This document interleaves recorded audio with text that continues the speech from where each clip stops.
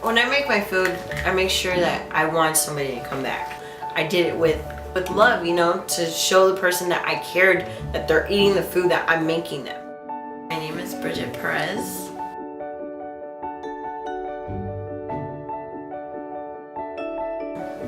I never did any of my kids' birthday parties.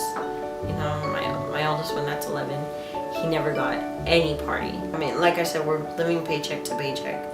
So every paycheck goes to something. I mean, we don't have money in our pockets to like actually save. That's how I'm living off.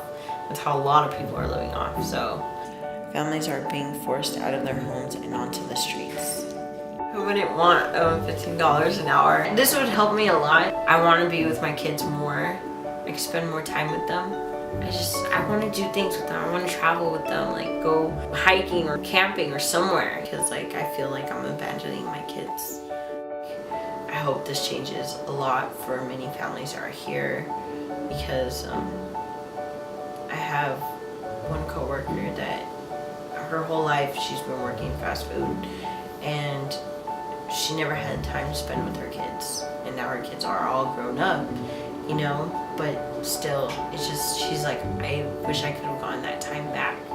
She goes, now that you are a new mom, you know, with 4 kids, but they're still small, she goes, I hope what happened to me doesn't happen to you. So, I mean, it inspired me to fight for this, because I don't want that to happen to me, of what happened to her.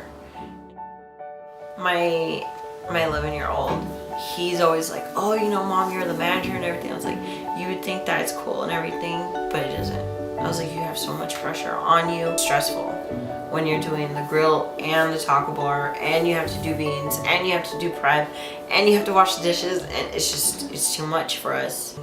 We're getting taken advantage of in many ways. When I entered Del Taco, they told me to always save my slips. Like when we punch in, when we punch out, when we go to breaks and everything. And I didn't know why at first. And I got to know people, and they're like, because she can probably steal your hours. And I'm like, what are you talking about? They're like, do you know how much you did this week? It's sad that a lot of us stay overtime, but we don't get paid for it at all. Almost every day I punch out and I don't get paid for it.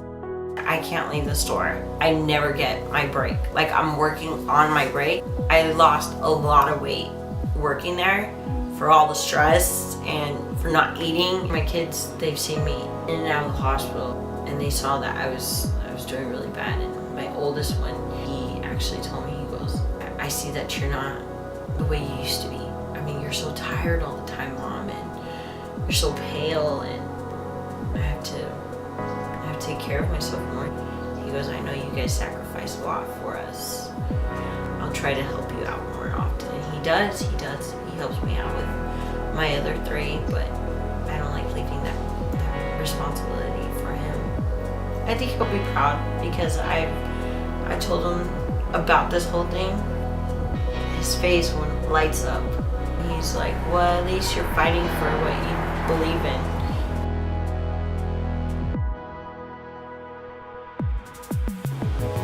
A lot of people out there, many are exploited.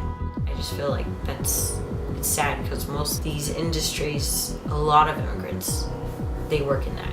I believe that we have to fight for everybody in this nation, whether we're Black, Hispanic, Asian, Armenian, undocumented or documented, whether we're lawyers or teachers, custodians, or in caregiving.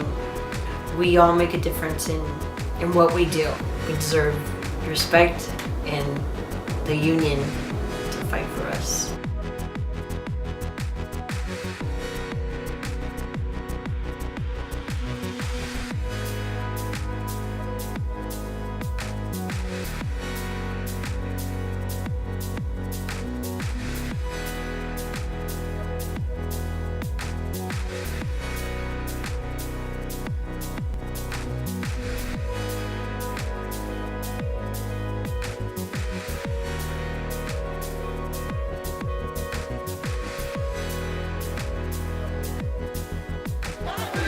We will win. I believe that we will win. I believe that we will win. I appreciate